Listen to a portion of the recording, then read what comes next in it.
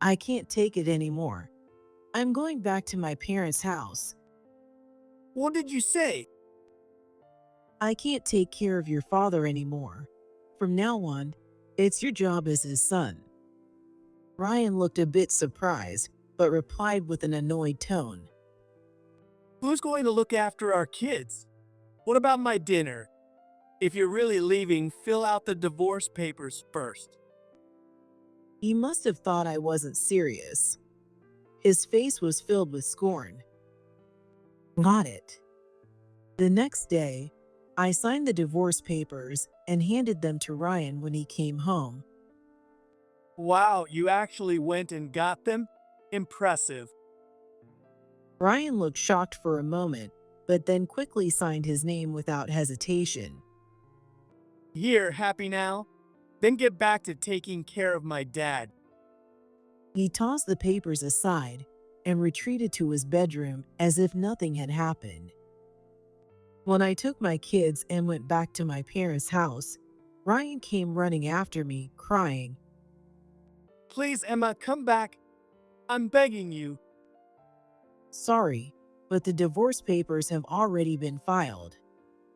I had submitted them as soon as I left the house. My name is Emma Harris.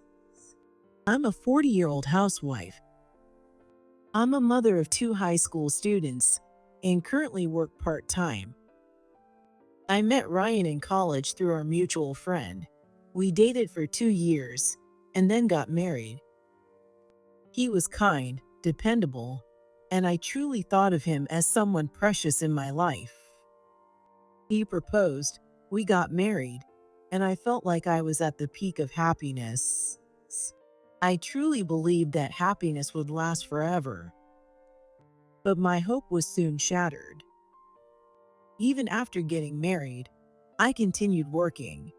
But when I became pregnant for the first time, I developed preeclampsia and had to be hospitalized. Because of that, I took maternity leave earlier than my plan. After giving birth to our first son, John, my health didn't recover, and I had no choice but to quit my job. When I quit, Ryan's attitude drastically changed. Women have it easy. When they're unwell, their husbands have to support them. If a man said that, he'd be called useless. And you weren't even in some specialized profession, and you were just an ordinary office worker. So now that you've quit, good luck getting back into the workforce. In other words, you have no choice but to depend on me. So from now on, show some gratitude and make my life easier. I was stunned. It wasn't like I quit because I wanted to. I lost my health because I gave birth to our child. Yet Ryan spoke as if my situation was entirely due to my laziness, clicking his tongue as he spoke. This was the real Ryan, the man I had thought would be a kind and supportive partner before marriage. He never once showed concern for my health and started nitpicking everything about the housework. Why is this place such a mess? I'm sorry. John was fussy today, and I ran out of time. I don't want your excuses. You're a stay-at-home mom, so clean it up. He would bark orders at me like that. With my first experience raising a child, I was already exhausted from waking up multiple times at night for feedings, yet Ryan never helped with childcare at all. Taking care of kids is the mom's job. I work from morning to night. I don't have time for this. I pushed my recovering body to its limits, doing everything I could. But Ryan never acknowledged my efforts. You're completely useless now. You can't even work. You should really understand that.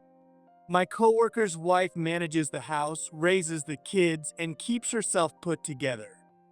And look at you, messy hair and no makeup. You're a failure as a woman. He would throw insults like that just to belittle me. I wanted to leave him, but John was still so young, and I no longer had an income. On top of that, my health still hadn't returned to normal. Ryan knew all of this and continued his verbal abuse without mercy. He had no empathy as a husband and no affection as a father. But sometimes he would suddenly be kind, just enough to keep me trapped. I'm sorry, Emma, for being so harsh on you. The company's performance isn't doing well, and when I come home to a messy house, I'm really sorry. At moments like that, Ryan seemed like the kind man he was before we got married, and I couldn't help but have hope. I wondered if he had returned to his former self and if we could live happily again. Many women in similar situations fall into the same pattern. If only he didn't drink, or if he wasn't violent, he'd be a good husband. I deceived myself in the same way, repeating the same cycle over and over. Before I knew it, I was pregnant with our second child. Fortunately, my morning sickness wasn't severe, and I gave birth to a healthy baby girl, Chloe. This time, I recovered easily after giving birth, and the nightmarish days after the previous birth seemed like a lie. Even so, having two children made life several times busier. And of course, Ryan didn't help with housework or childcare at all. Now you're healthy, but the house is still a mess, huh? John requires constant supervision, and Chloe is still nursing. More excuses. You're really just a lazy slacker. Ryan kept repeating those cruel words, continuing to insult me. I had no expectations by this point, but it still hurt. My days were filled with sighs. The only thing that brought me joy was watching my children grow. When Chloe became a bit more independent, I decided to take on a part-time job. It was at a house cleaning service company. As the name suggests, my job was to clean clients' homes. Seriously? You're doing that kind of low-level work? Ryan frowned in disapproval, but it was a job with relatively flexible hours.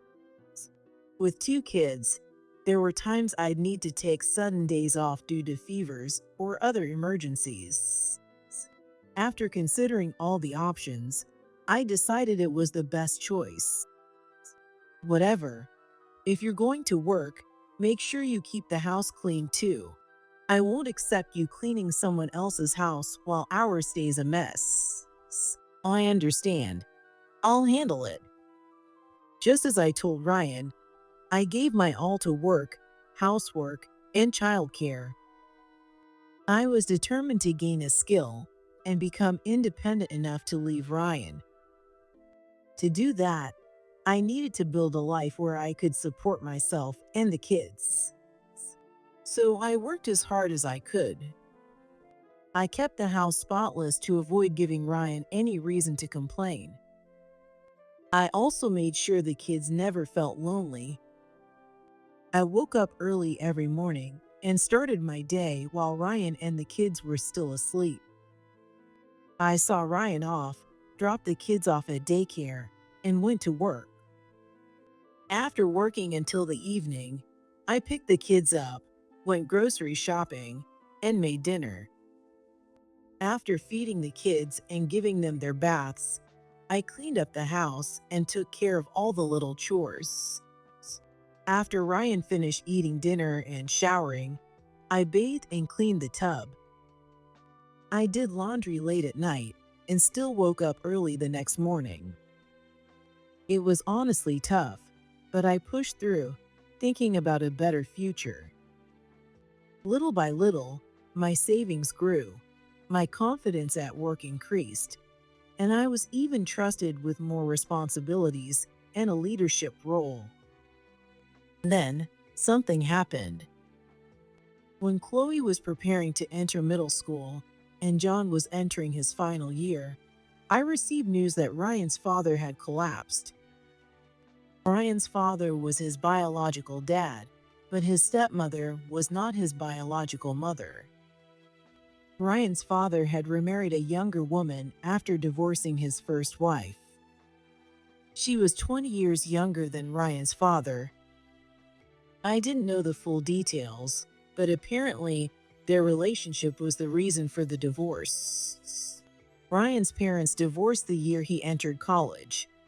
His father was in his 40s, and his stepmother was still in her 20s at the time. It's likely that Ryan's biological mother endured everything until Ryan left home for school. As soon as the divorce was finalized, Ryan's father married his second wife. Since then, Ryan had barely been in contact with his biological mother. I only knew that his biological mother remarried and had a new family. Ryan never said anything about his father's remarriage, but he didn't seem to have a good opinion of his mother's remarriage. I thought that boys might naturally feel that way about their mother's relationships with other men, but looking back now, Ryan's family may have always had a tendency toward male dominance. Because of these circumstances, we didn't have much interaction with his father's household. Our relationship was mostly limited to exchanging Christmas cards. There were times when I wondered if Ryan's controlling attitude was influenced by his father. I've had thoughts like that before. Then, out of the blue, his stepmother contacted us, asking us to take care of his father, David. So we're bringing Dad to live with us. What? Why are you so surprised? It's only natural. Ryan shot me a sharp glare and continued in a condescending tone. I'm his only son, and you're my wife. But David has a second wife, doesn't he? She's just an outsider. Ryan's face twisted in disgust, as if just thinking about his stepmother irritated him. She's the reason my parents divorced. How could I possibly leave my dad in her hands? Despite saying that, Ryan had no intention of caring for David himself. So, you're telling me to take care of David, is that it? Of course, it's only natural. I can't accept that. I flat out refuse to take on the caregiving responsibility. Stop whining. Ryan shouted and threw the mug he was holding to the floor. It shattered into pieces, and one of the shards flew toward me. I quickly turned my face away and avoided getting hurt. But what if it had hit my eye? I told you when you quit your job after giving birth to John. Since I'm the one supporting you, you need to do as I say. If you don't like it, I won't give you a dime. What do you think will happen to our kids then? After saying what he wanted, Ryan stormed into his bedroom and locked the door behind him. It had been like this for a long time. Whenever something didn't go his way, he would yell at me and shut himself away in the bedroom. At some point, I started bringing my bedding into the storage room and sleeping there instead. It was far better than sharing a room with Ryan. But I felt weak whenever he brought up the kids. When I stayed silent, that weekend, his father finally arrived at our house. Make yourself at home and take it easy. Thanks, I appreciate it. Emma will take care of you. If she can't handle it alone, the kids can help too. Ryan said that as if it was nothing, pushing all the responsibility onto me. Just as Ryan instructed, David treated me like a servant. You're Ryan's wife. It's only natural for you to look after me. David's stroke had left the right side of his body weak. His doctor said rehabilitation would help, but he refused to do it. I'm not going to humiliate myself like that. But the doctor said you could regain a lot of your mobility with rehab. Shut up. You're just making excuses because you don't want to take care of me. It felt like he was taking out the bitterness he felt toward his younger wife on me. He treated me harshly, as if using me to vent all his frustration. That's how it felt. Managing housework, taking care of the family, working part-time, and on top of that, caring for David. I had reached my limit. Ever since Ryan's father came to live with us, Ryan had barely been home. He came home late, stayed out overnight often, and frequently worked weekends. I'm busy with work. I've left everything at home to you, so don't complain. With that, he washed his hands of anything involving the house. Please, let us get help from social services. When I suggested hiring a helper, that was Ryan's curt reply. Are you really his son? Your father can get better if he does rehab. But he'll never fully recover, right? So what's the point? Are you trying to make him suffer for no reason? Don't you think it's a good thing for your dad to go to rehabilitation? Ryan glared at me. Why pay unnecessary money when we have free labor right here? When I heard those words come out of Ryan's mouth, I realized I'd reached my breaking point. I've had enough. I'm going back to my parents' house. What did you just say? I can't take care of David anymore. From now on, it's your job as his son. Ryan looked slightly surprised, but sighed with irritation. Seriously? What about the kids? What about my dinner? If you're leaving, fill out the divorce papers first. He must have thought I wasn't serious. His face was filled with scorn. Caught it.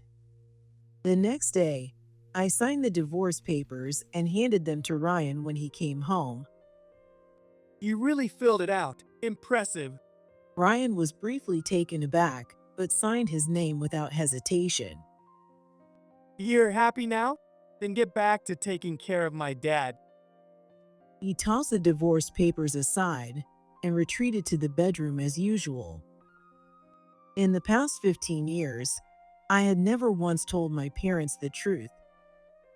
Ryan also knew that I didn't want to worry my parents. So he assumed, as always, that this was just another empty threat.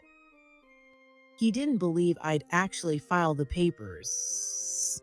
That night, I left the house. Of course, I took my kids with me. My kids were teenagers by then and had their own opinions. I had talked to them about everything long before. I'm sorry. I don't think I can keep living with your dad. We already knew that, Mom. Me too. I had held off on divorce because I didn't want to take their father away from them. That was one of the biggest reasons I stayed. But my kids understood everything. They saw how I barely slept at night because I was always working. Mom, you don't have to hold it in anymore. What? You don't want to be with Dad, do you? 2 years ago, John suddenly said that to me. I knew it too. Dad doesn't really care about us. John, Chloe.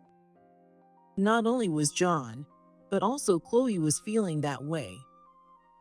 At the time, John had just started middle school, and Chloe was in 5th grade. The fact that such young kids had to say those things broke my heart. I felt so ashamed of myself. I always thought that as long as I endured everything myself, it would be fine.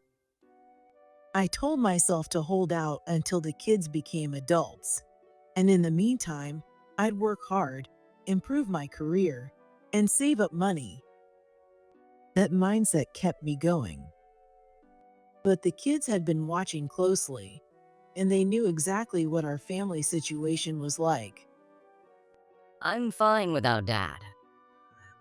Me too. So, Mom, it's okay if you get a divorce. The kids were old enough to say things like that, and I had no choice but to accept that reality. So, I decided to be honest with them about my feelings. I've been planning to leave this house once you both became adults. You don't have to wait that long. Yeah, you can get divorced right away. Their mature words made me chuckle despite myself. Thank you. I understand how you both feel, but I need a little more time. I explained that I wanted to strengthen my career and save more money. So, can you give me just a little more time? When the time comes, I'll let you know right away. Okay, I'll hang in there until then. Me too.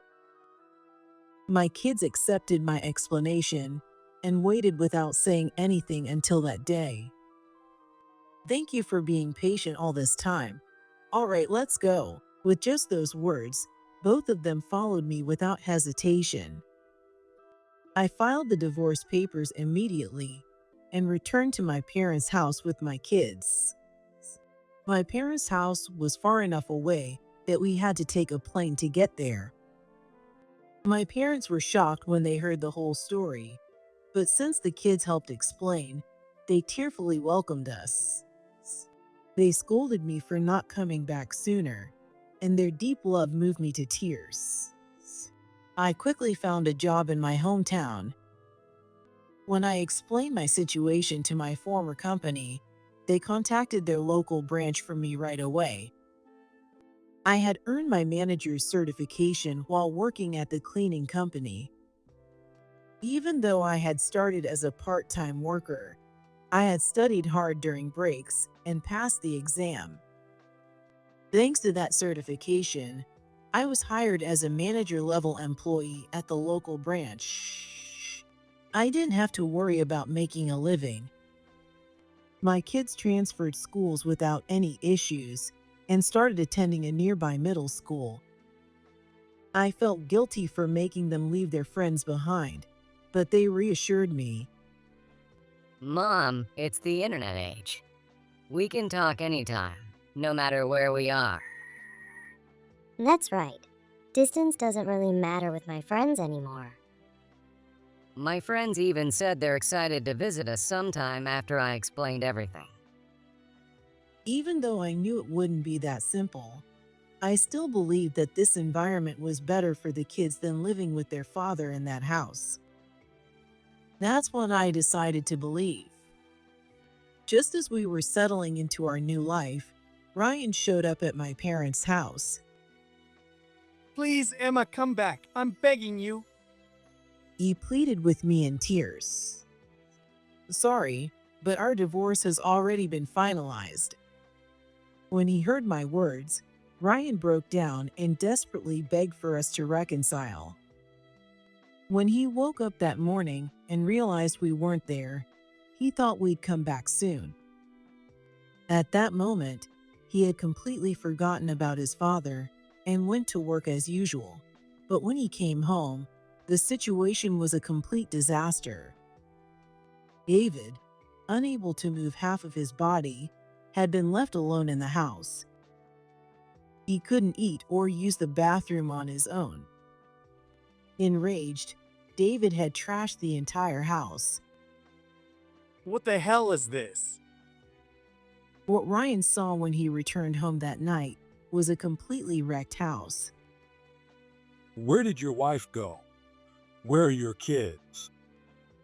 Ryan frantically searched the entire house, but no one was there. Damn it. This has to be a joke.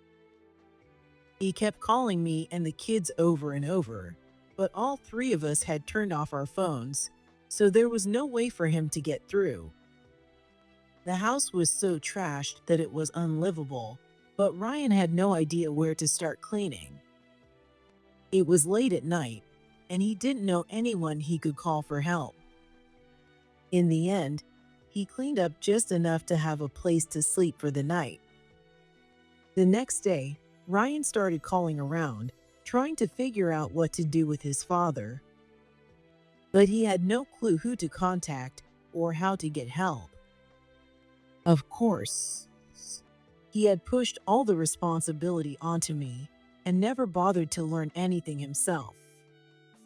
The only thing he remembered was the name of the hospital where David had stayed, so he traced his way from there and finally managed to contact David's case manager.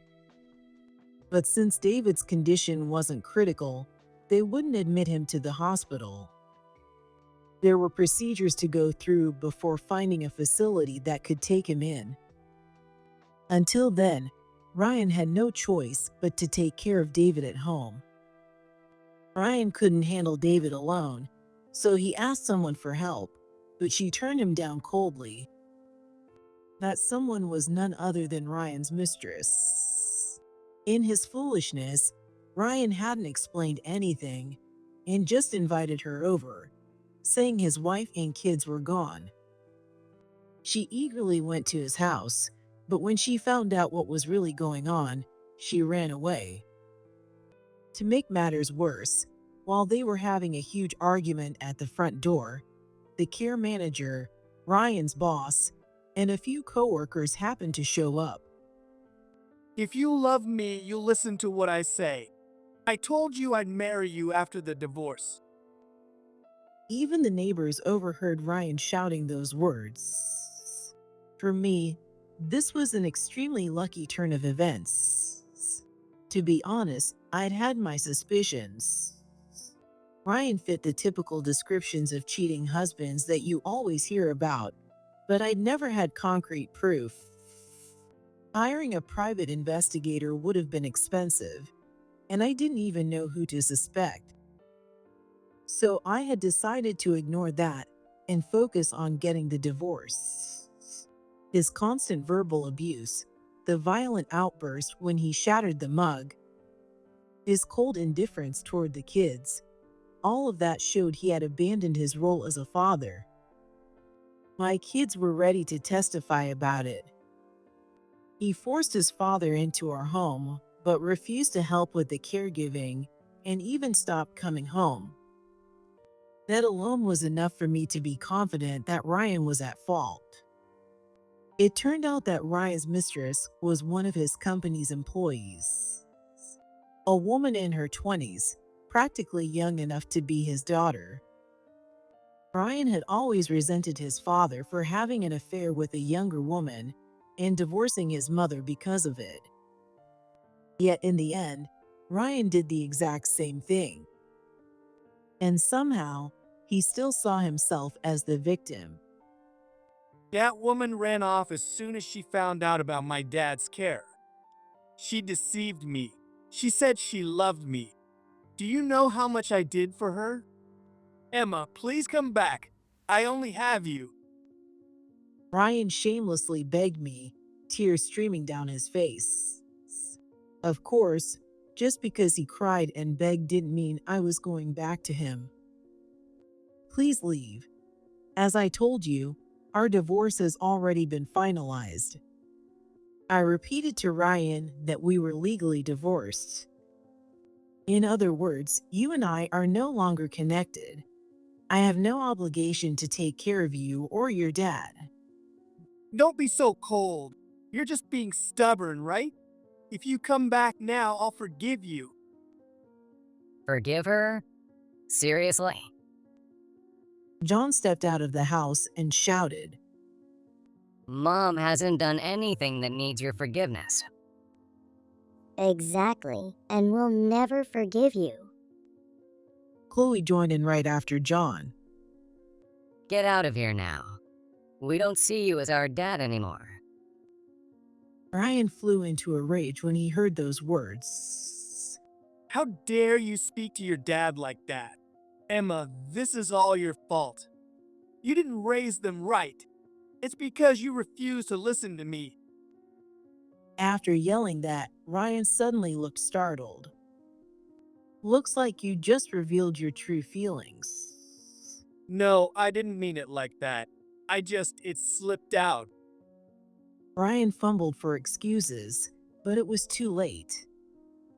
He had blurted out what he really thought after being confronted by the kids.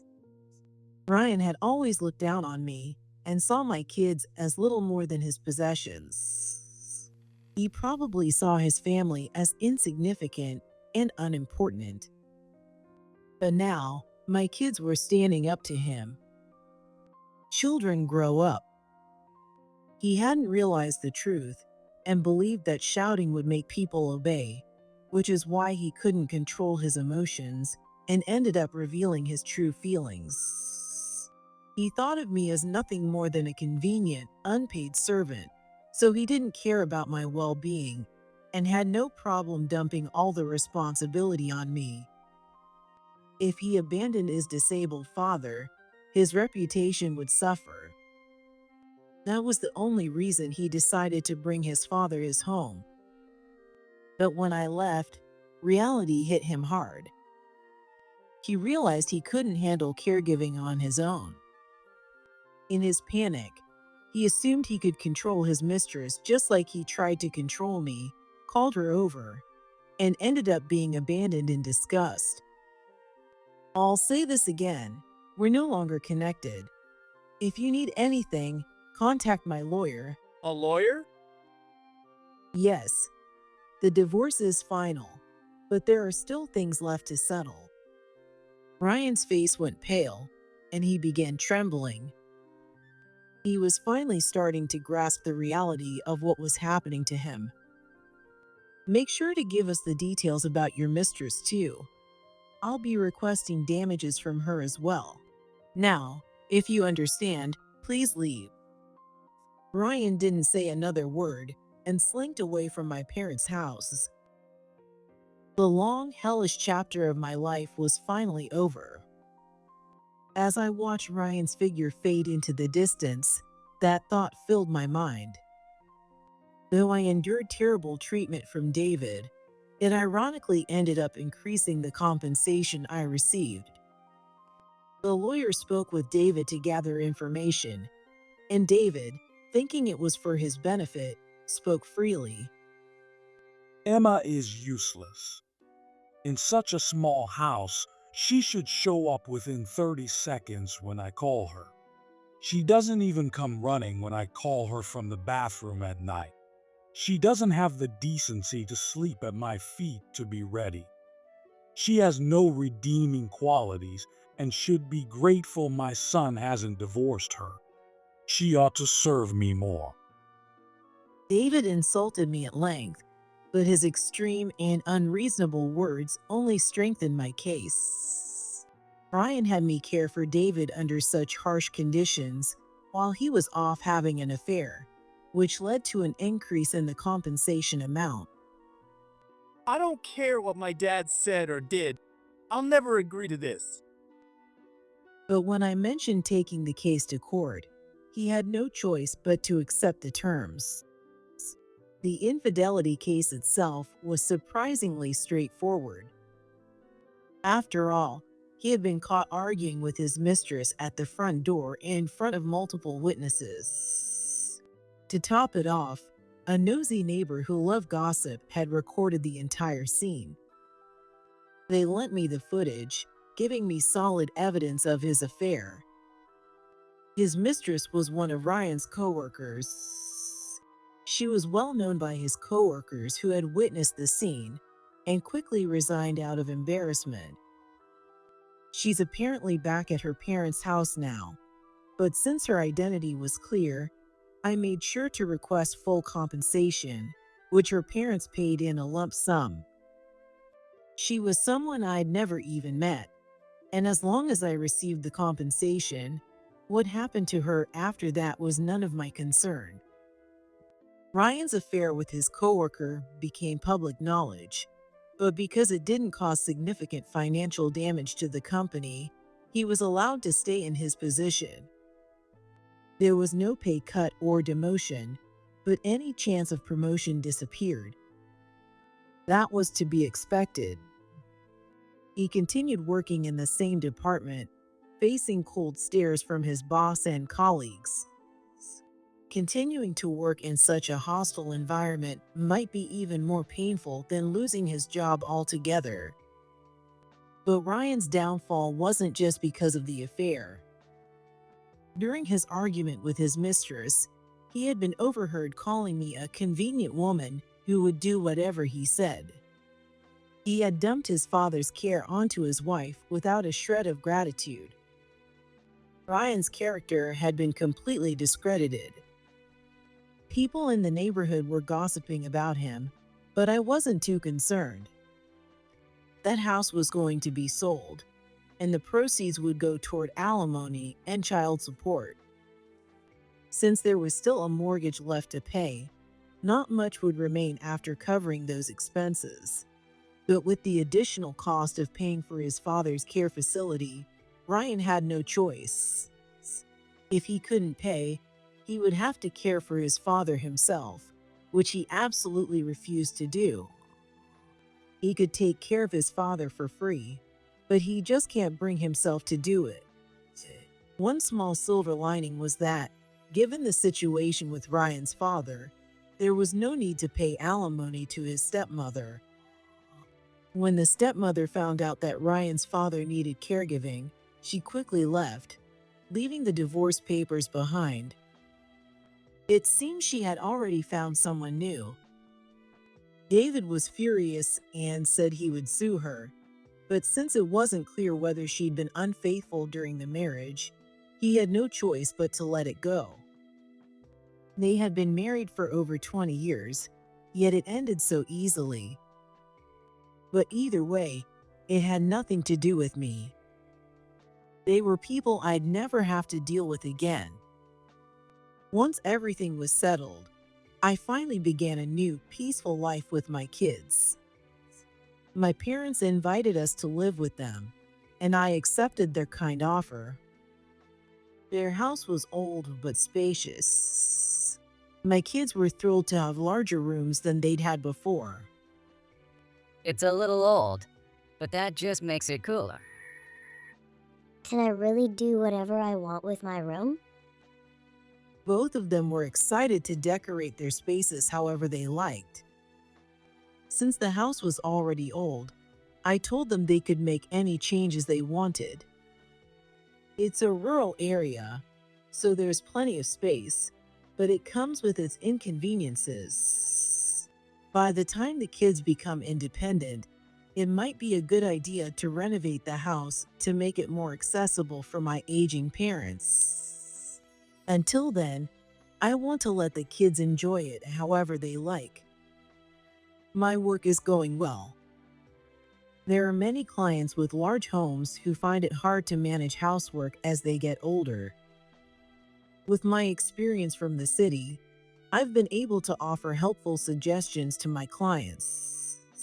When I shared ideas from my time in an entirely different region, they told me they found it very useful. Thanks to that, I gained their trust and was promoted to chief manager, a position with significant responsibility. Of course, work isn't always fun. But compared to those days, nothing feels like a hardship anymore. I no longer have to endure unfair treatment, and my efforts are properly recognized. I receive fair compensation, and now I can take proper time off. This, I realize from the bottom of my heart, is what it means to live a dignified life. Once things had settled down, I went on a trip with my kids. My parents came along too.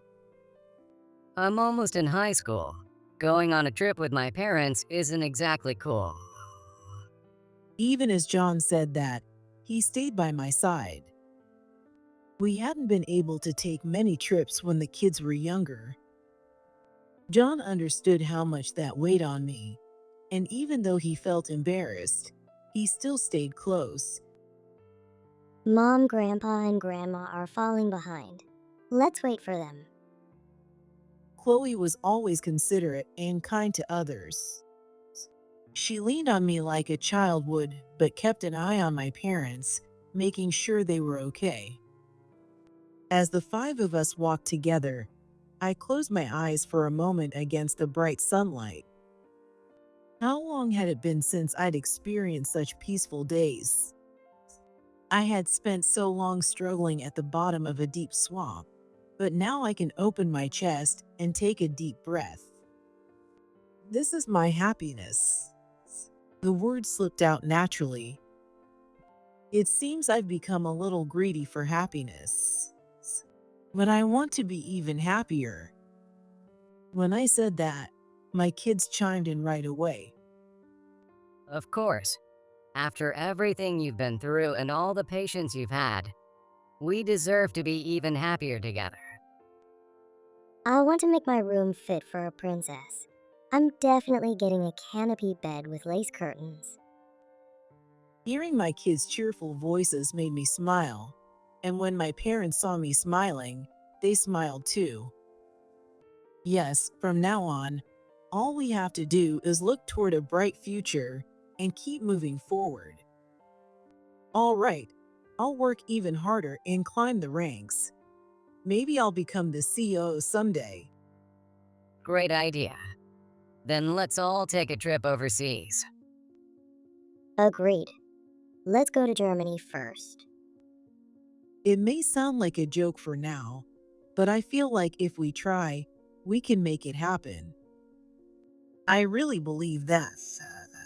We're free now. We can do anything. With the wings we've finally earned, we'll spread them wide and soar together toward a bright future.